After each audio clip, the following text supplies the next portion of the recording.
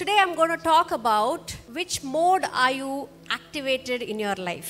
ఈరోజు మన జీవితంలో ఏ విధంలో మనం చురుకుగా పనిచేస్తున్నాం? Which mode have you activated? A mode మన జీవితంలో మనం అనుసరిస్తున్నాం? So we are going to see three stories today. ఈరోజు 3 కథనాలు మనం చూస్తాం. There will be a lot of Bible reading. Please keep your Bibles ready.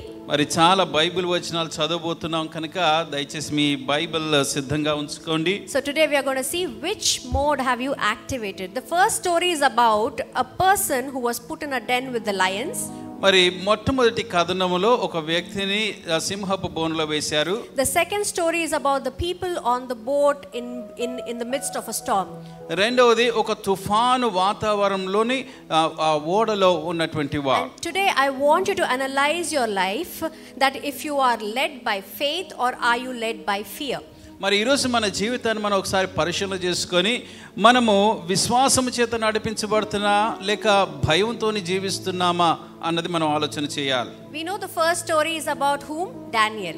మొదటి కథనం దానియేలు కథనం అని మనకు తెలుసు. Now when we see, Daniel was a very faithful person. దానియేలు చాలా నమ్మకమైనటువంటి వాడండి. Right? And he knew that no matter what circumstance he is in, God is going to protect him. తను ఎటువంటి పరిస్థితుల్లో ఉన్నా దేవుడు తప్పకుండా తను సంరక్షించగలడు అన్న విశ్వాసం కలిగినవాడు. And the people who wanted to hurt him could not find anything to use against him. తన్ను గాయపరచాలని అనుకున్నటువంటి వారు కూడా తనలో ఏ తప్పిదమును కనబడలేదు. Now we see that in Daniel 6:5. దానియేలు గ్రంథము 6వ అధ్యాయము 5వ వచనం మనం చూస్తాం. They say, finally these men said, we will never find any basis for charges against this man Daniel unless it has something to do with the law of his God. అందుకు ఆ మనుషులు అతని దేవుని పద్ధతి విషయమందే గాని మరి ఏ విషయమందును అతనిలో లోపము కనుగొనలేము అనుకొనిరి. So the king gave the order and they brought Daniel and threw him into the lion's den. The king said to Daniel, may your God whom you serve continually rescue you. అంతటి రాజు ఆజ్ఞ ఇయ్యగా బంట్రౌతులు దానియేలును పట్టుకొని పోయి సింహముల గుహలో పడద్రోయిగా రాజు నీవు అనుదినము తప్పక సేవించున్న నీ దేవుడే నిన్ను రక్షించునని దానియేలుతో చెప్పెను. So Daniel was not agreeing to certain things that were said in the kingdom, and which is why he was thrown into the den filled with lions. ఆ రాజ్యంలో కొన్ని విషయంలో దానియేలు రాజీ పడట్లేదు, అంగీకరించట్లేదు కనుక మరి దానియేలుని సింహపు బోనులో వేశారు. We further see in verse 22, when the king goes and sees if Daniel is protected or not, Daniel answered, may the king live forever. My God sent his angel and he shut the mouths of the lion. They have not hurt me because I was found innocent in his sight, nor have ever done any wrong before you, your majesty. 21వ వచనం నుంచి అందుకు దానియేలు రాజు చిరకాలము జీవించునుగాక, నేను నా దేవుని దృష్టికి నిర్దోషినిగా కనబడుతుంది గనుక ఆయన తన దూతను పంపించి సింహములు నాకు ఏ హానియు చేయకుండా వాటి నోళ్ళు మూయించెను. రాజు నీ దృష్టికి నేను నేరము చేసిన వాడను కానుగదా అనెను. The king was overjoyed and he gave orders to lift Daniel out of the den, and when Daniel was lifted from the den, no wound was found on him because he trusted in his God. రాజు ఇందును గూర్చి అతి సంతోషభరితుడై దానియేలును గుహలో నుండి పైకి తీయుడని ఆజ్ఞ ఇయ్యగా బంట్రోతులు దానియేలును బయటికి తీసిరి. అతడు తన దేవుని యందు భక్తి గలవాడైనందున అతనికి ఏ హానియు కలగలేదు. And that, my people, is the person who has activated his faith mode. మరి అది తన విశ్వాసపు విధానాన్ని తన జీవితంలో పని చేస్తూ ఉన్నటువంటి వ్యక్తి కథనమండి. Now in the second story, రెండవ కథనం. Before the story begins, Jesus has already healed many people. He has already had a conversation with the centurion. He has healed Peter's mother-in-law. He has healed so many sick people who has come towards him, and then this incident happens. ఇక్కడ ఉన్నటువంటి సంఘటన జరగక ముందు ప్రభువు అనేకుల్ని కలిశాడు. ఆ పేతురు అతని స్వస్థపరిచాడు, శతాధిపతిని కలిశాడు. ఆ తర్వాత ఈ సంఘటన జరుగుతూ ఉంది. Let's open our Bibles to Matthew 8:23.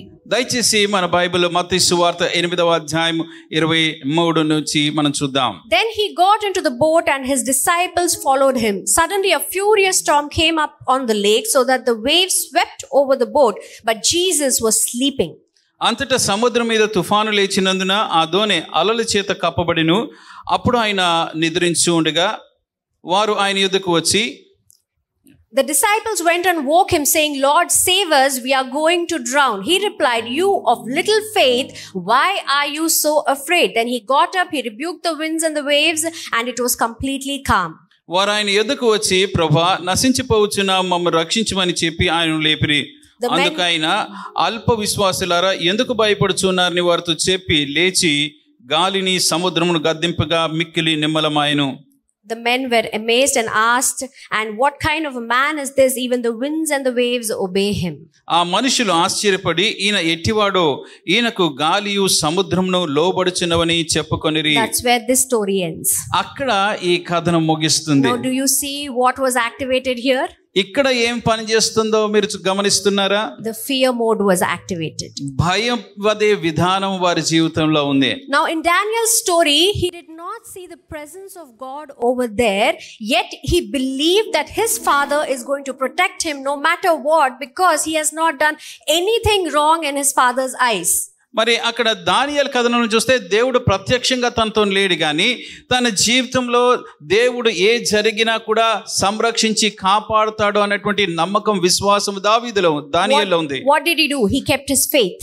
ఏం చేశాడంటే దానియేలు తన విశ్వాసముని కొనసాగించాడు. No matter what circumstance he was in, he did not let the fear creep into his mind. ఎటువంటి పరిస్థితులు తన జీవితంలో ఎదురైనా భయాన్ని తన మనసులోనికి రావడానికి ఒప్పుకోలేరు. He knows that God is in control and God is in charge of his life. దేవుడు తన జీవితం మీద ఆ అధికారం కలిగిన వాడని, సమస్తము తన నియంత్రణలో ఉంచుకున్న వాడని దానియేలుకి తెలుసు. But what do we see in the second story? అయితే రెండవ కథనంలో మనం ఏం చూస్తున్నాం? God was physically there.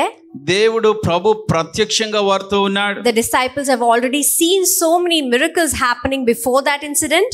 ఈ సందర్భానికి ముందే అనేక అద్భుత కార్యాలు జరగడం శిష్యులు చూశారు. Yet they were scared, they panicked because they activated the fear mode in their mind. అయినా వారు భయపడిపోతున్నారు. దానికి కారణం ఏంటి? వారి మనసులో భయాన్ని అనుమతించారు. So today I want you to analyze your life and question yourself, are you being led by faith or are you being led by fear? కనుక ఈరోజు మన జీవితాన్ని ఒకసారి పరీక్షించుకొని మనం ఒక ప్రశ్న వేసుకోవాలి. మనము భయం చేత నడిపించబడుతున్నామా, విశ్వాసము చేత నడుస్తూ ఉన్నామా? Are you being led to the church in fear? Are you being led to pray in fear, or are you being led to do that in faith? మరి మందిరానికి వస్తున్నప్పుడు, ప్రార్థనలో ఉంటున్నప్పుడు భయంతో మనం చేస్తూ వస్తున్నామా, లేక విశ్వాసంతో వీటిలో పాల్గొంటూ ఉన్నామా? Are you following some rules and regulations because you're fearful that something might happen, or are you doing in faith? మరి నేను ఇవి చేయకపోతే ఏమైనా జరుగుతుందేమో అన్న భయంతో కొన్ని కట్టడలు, విధులు మనం అనుసరిస్తున్నామా, లేక విశ్వాసంతో మన భక్తి జీవితాన్ని కొనసాగిస్తున్నామా? What have you activated today? మనము దేని అనుసరించి ఏ విధంగా నడుచుకుంటూ ఉన్నాం? What is driving your life today? ఈరోజు మన జీవితాన్ని ఏమి నడిపిస్తూ ఉంది? Is that fear that is going to drive you, or is it faith that is going to drive you? భయం మనల్ని నడిపిస్తుందా, లేక విశ్వాసం మనల్ని నడిపిస్తుందా? Fear is self-focused, whereas faith is God-focused. భయం అనేటువంటిది మన మీద మన తట్టు దృష్టి ఉంచుకోవడం, కానీ విశ్వాసం అనేది దేవుని మీద మనకు దృష్టి ఉంచడం. Fear is about security and control, whereas faith is about obedience and trust in God. మరి భయం అనేటువంటిది నా భద్రత గురించి నన్ను నియంత్రణ చేసుకోవాలన్నటువంటి ఆందోళన కలిగి ఉండడం. అయితే విశ్వాసం అనేది దేవుని యందు నమ్మిక ఉంచి దేవునికి సమర్పించుకోవడం. Fear looks at the circumstances and lets the doubt creep in, whereas faith takes God at his word.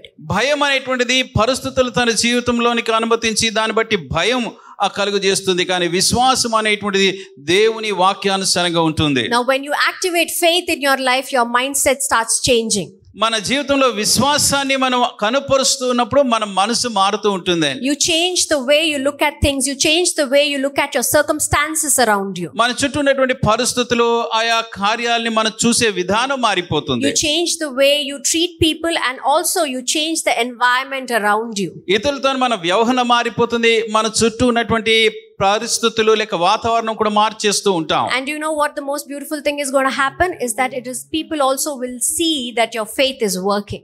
ఇందులో అద్భుతమైన విషయం మరొకటి ఏంటంటే మన విశ్వాసము కార్యాచరణ అవుతుంది అన్నట్టుగా ఇతరులు చూస్తూ ఉంటారు. They will see God's work in you. They will start respecting you and your faith. మీ జీవితంలో దేవుని కార్యాలు వారు చూసి మీ విశ్వాసాన్ని బట్టి మీరు మిమ్మల్ని గౌరవించడం ఆరంభిస్తారు. We see that in Daniel 6:26, the king says, I issue a decree that in every part of my kingdom people must fear and reverence the God of Daniel, for he is the living God and he endures forever. His kingdom will not be destroyed, his dominion will never end.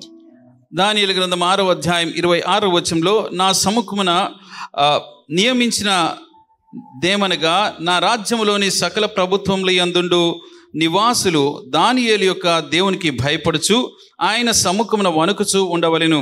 ఆయనే జీవం గల దేవుడు, ఆయనే యుగయుగములు ఉండువాడు. ఆయన రాజ్యము నాశనము కానేరదు, ఆయన ఆధిపత్యము తుదమట్టుకు ఉండును. He rescues, he saves, he performs signs and wonders in the heavens and on the earth. He has rescued Daniel from the power of the lion. So Daniel prospered during that reign and he was happy. The end. ఆయన విడిపించును, రక్షించువాడునయ్యుండి పరమందును భూమి మీదను సూచక్రియలను ఆశ్చర్యక్రియలను చేయువాడు. ఆయనే సింహముల నోటి నుండి ఈ దానియేలును రక్షించును అని వ్రాయించెను. Amen. The king could see God's works in Daniel's life because he kept his faith in God. దానియేలు దేవుని యందు తన విశ్వాసాన్ని హత్తుకొని ఉంచాడు కనుక దానియేలు జీవితంలో రాజు దేవుని కార్యాలు చూడగలిగాడు. Has your faith moved somebody today?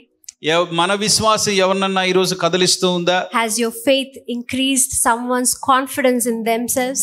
మన విశ్వాసం ఇతరుల యొక్క ధైర్యాన్ని బలపరిచిందా? Has your faith changed the environment around you?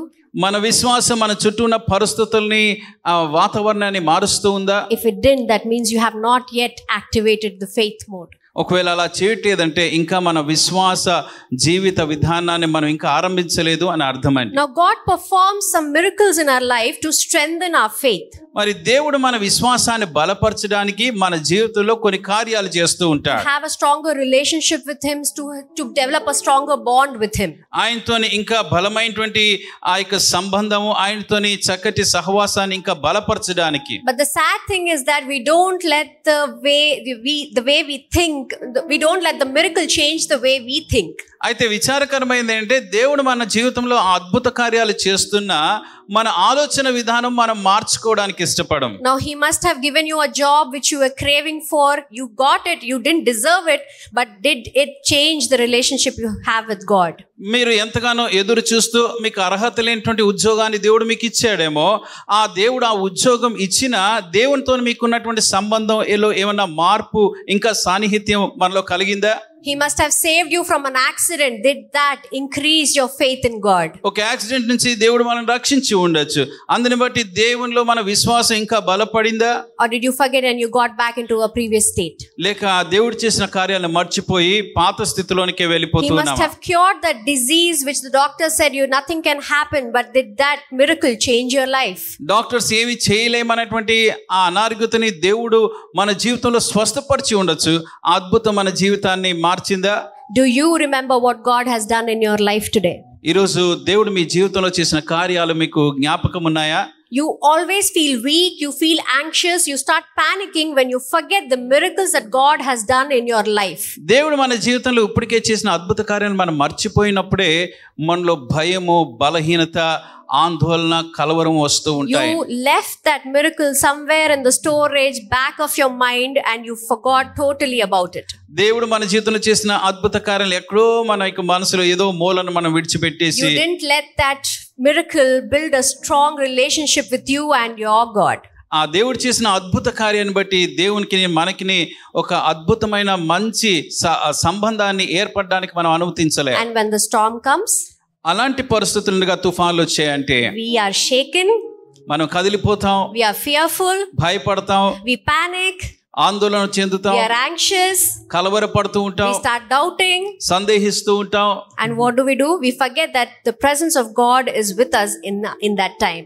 ఆ పరిస్థితులు కూడా దేవుని సన్నిధి మనలో ఉన్నది అన్న విషయమే మర్చిపోతాం. So today I tell you, do not forget the miracle that has happened in your life. కనుక మీ జీవితంలో జరిగిన అద్భుతాలు ఎంత మాత్రం మీరు Don't మర్చిపోకూడదు. leave it somewhere in the storage behind. ఎక్కడో వెనకాలేదో మూలన వదిలేయకూడదండి. Now my dad, he's a collector. మా నాన్నగారు collector. He collects some beautiful pieces, artifacts, and some Swarovski pieces and watches.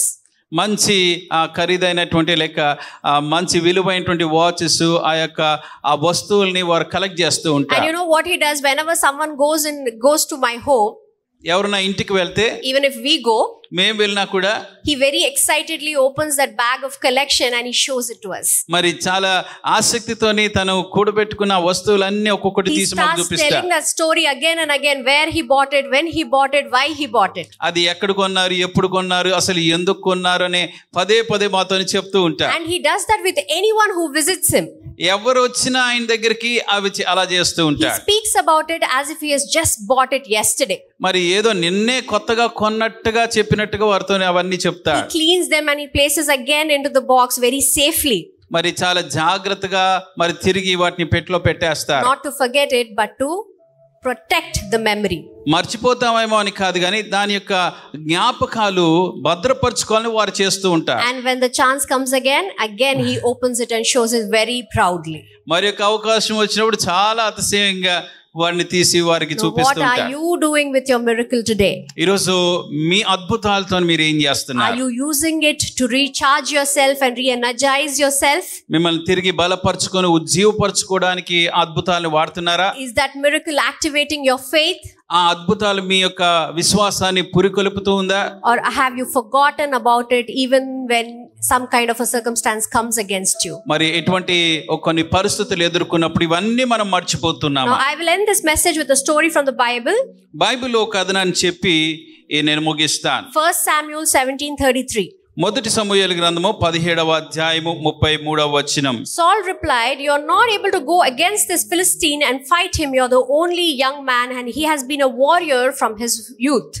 సౌలు ఈ ఫిలిస్తీని ఎదుర్కొని వానితో పోట్లాటకు నీకు బలము చాలదు, నీవు బాలుడవు, వాడు బాల్యం నుండి యుద్ధాభ్యాసము చేసిన వాడని దావీదుతో అనెను. But David said to Saul, "Your servant has been keeping his father's sheep. When a lion or a bear came, carried off a sheep from the flock, I went after it, I struck it, I rescued it, the sheep from its mouth when it turned onto me.